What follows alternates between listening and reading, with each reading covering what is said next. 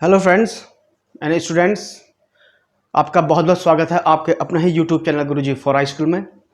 आज के इस वीडियो में पुनः आपके सामने लाया मैं ऑन डिमांड वीडियो। और जैसे कि मैंने पहले बोला था कि ये आज का ऑन डिमांड वीडियो हमारे स्टूडेंट हैं मिस्टर अनीश कुमार, उनका ये तीसरा क्वेश्चन है जो कि उन्होंने मुझसे व्हाट्सएप पे पूछा था।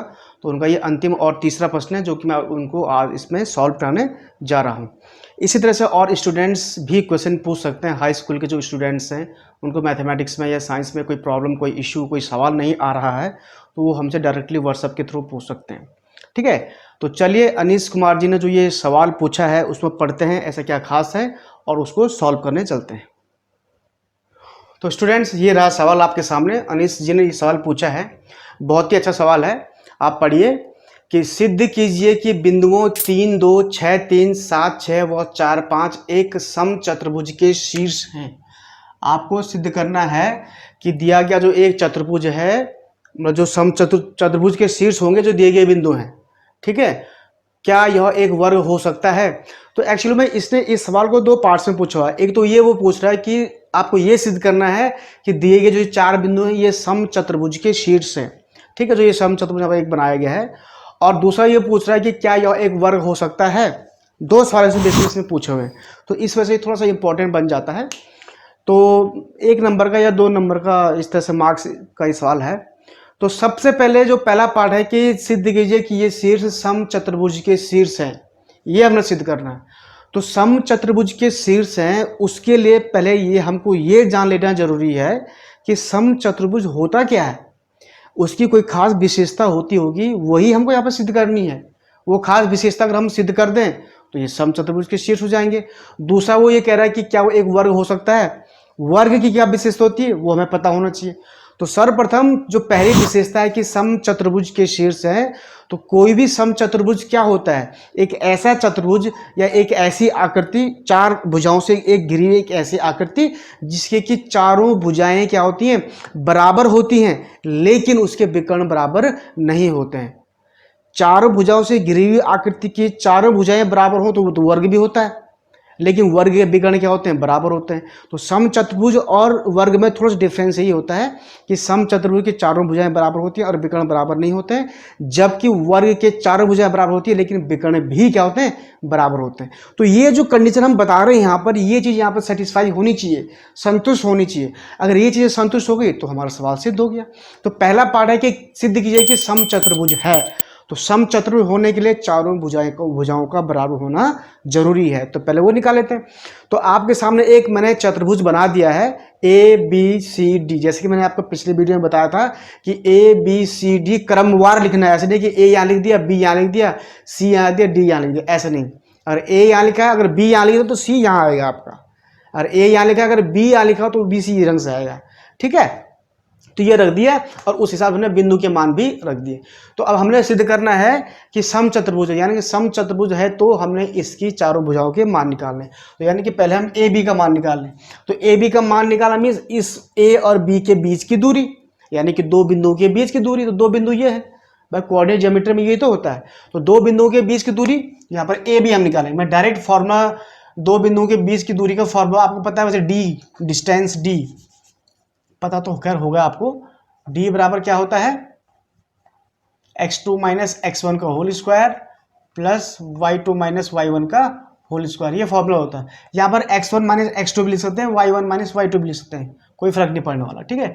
तो पहले हम ए बी निकालेंगे। तो ध्यान से देखिए, ए बी आपके पास ये और ये, यानी कि x1 और ये y1 वाला, x1 y1 और x2 y2। तो चलो मैं x1 माइनस x2 करके चल रहा हूँ।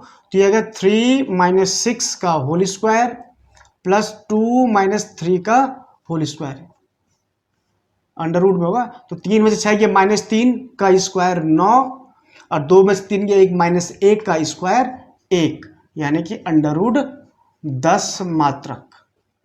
तो यानी कि आपके पास ए बी का जो मान निकल गया वो 10 अंडर रूट 10 मात्रक निकल गया। इसी ढंग से बी सी का निकालिए,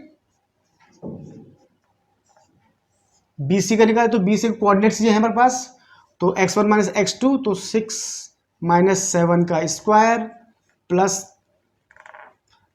3 माइनस 6 का स्क्वायर, तो यहाँ पर वही 6 में से 7 गया -1 का स्क्वायर 1 प्लस 3 में से 6 गया -3 का स्क्वायर 9, तो यानी कि ये भी फिर √10 मात्रक।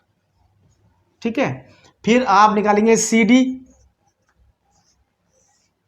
आप निकालेंगे तो सी और डी ये है, तो ये आपको हो जाएगा x1 - x2 यानी कि 7 - 4 का स्क्वायर प्लस 6 - 5 का स्क्वायर, ये बराबर आपको हो जाएगा 7 में से 4 गया 3 का स्क्वायर 9 और 6 में से 5 गया 1 का स्क्वायर 1, यानी कि ये भी निकला आपका √10 मात्रक। अनिश जी थोड़ा ध्यान से देखिए, आपने सवाल पूछा है तो थोड़ा ध्यान से देखेंगे आप। पहले तो सभी स्टूडेंट ध्यान से देखिए, डी ए वही फॉर्मूला डी ए, ये आपके पास 4 - 3 यानी कि x1 - x2 का स्क्वायर प्लस y1 - y2 का स्क्वायर, 5 - 2 का स्क्वायर हो जाएगा, बराबर 4 में से 3 गया 1 का स्क्वायर 1, 5 में से 2 गया 3 का स्क्वायर 9, बराबर √10 मात्रक। ठीक है, ये हो गया। तो इस प्रकार से आपने देखा, इस प्रकार आपने क्या देखा भाई, इसमें ए बी बराबर बी सी बराबर सी डी बराबर डी ए, यानी कि चारों भुजाओं का मान एक ही है, चारों भुजाओं का मान क्या बराबर है, तो इसलिए अच्छा अब ये समचतुर्भुज की हम बातें करें भुजाओं, एक तो ये कंडीशन निकल गई नंबर 1। अब इसके विकर्ण हमें ज्ञात करने हैं, तो विकर्ण आपके पास एक है अब ए सी का मान भी वही सेम, दो बिंदुओं के बीच की दूरी 3 - 7 का स्क्वायर हो जाएगा, 3 - 7 का स्क्वायर प्लस 2 - 6 का स्क्वायर, तो ये बराबर आपके पास आया 3 में से 7 गया 4 का स्क्वायर 16 प्लस 2 में से 6 गया 3 का स्क्वायर 9, तो 16 9 25। ध्यान से देखिए, 3 में से 7 गया -4 का स्क्वायर 16 और 2 में से 6 गया -4, सॉरी -4 आएगा, हम सॉरी गलती कर दी मैंने, 2 में से 6 गया -4 का स्क्वायर 16, तो ये थोड़ा ध्यान से देखिए, तो 16 क्या होगा √32 मात्रक, √32 मात्रक। इसी ढंग से विकर्ण आपके पास, दूसरा विकर्ण आपके पास क्या है, डी बी या बी डी। अगर बी डी बोला तो बी डी बोलने के हिसाब से हम लोग कोऑर्डिनेट लेंगे, तो पहले 6 - 4 का स्क्वायर प्लस 3 - 5 का स्क्वायर। ठीक है, तो ये बराबर आपका हो जाएगा 6 में से 4 गया 2 का स्क्वायर 4 और 3 में से 5 गया 2 का स्क्वायर 4, यानी कि √8 मात्रक।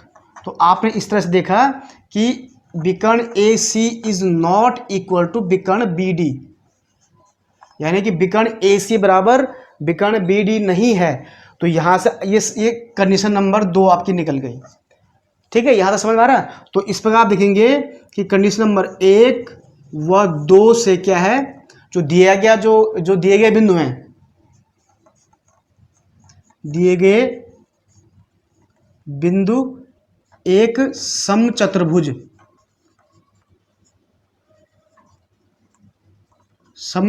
के शीर्ष है। क्यों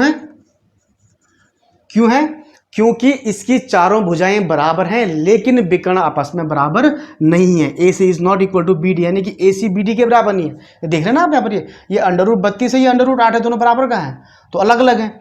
तो इस प्रकार हम देखा कि ये समचतुर्भुज के शीर्ष हैं, क्योंकि इसके विकर्ण बराबर नहीं है और चारों भुजा आपस में क्या है, बराबर है। अतः यह, ध्यान दीजिए, अतः यह एक वर्ग नहीं हो सकता है।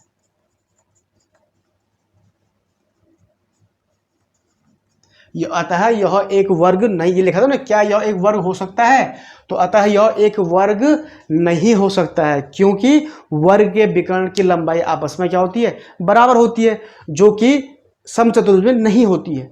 तो विकर्ण बराबर नहीं निकल रहे हैं और भुजाएं बराबर हैं सारी, तो ये समचतुर्भुज है। अगर भुजाएं बराबर होती निकलती और विकर्ण भी बराबर निकलते, तब ये क्या होता है, एक वर्ग हो जाता है, जो कि यहाँ पर है नहीं, फिलहाल विकर्ण बराबर निकलते। ठीक है अनिश जी, तो उम्मीद करता हूँ आपको ये वीडियो वीडियो में जो क्वेश्चन कराया ये समझ में आ गया होगा। अभी कोई डाउट है तो आप मुझे कमेंट बॉक्स में पूछ सकते हैं, और चाहते हैं मुझे व्हाट्सएप पे भी पूछ सकते हैं। अगर वीडियो पसंद आए तो इसको लाइक कीजिए, शेयर भी जरूर कर दीजिएगा। और जो स्टूडेंट्स जो व्यूअर्स हमारे चैनल पर नए हैं वो प्लीज़ चैनल को एक बार सब्सक्राइब जरूर कर दीजिएगा। और सब्सक्राइब करने के बाद बगल पर जो बेल आइकन है, रेड सर्कल में आपको दिखाई दे रहा है बेल आइकन, इसको आप जो है क्लिक कर दीजिएगा, तभी आप तक हमारी सारी वीडियोज पहुंचती रहेंगी। ठीक है, तो आज के लिए इतना ही। जल्दी आऊँगा एक नए वीडियो में एक नए क्वेश्चन के साथ और एक नए ज्ञान के साथ। तब तक मुझे अनुमति दीजिए। धन्यवाद।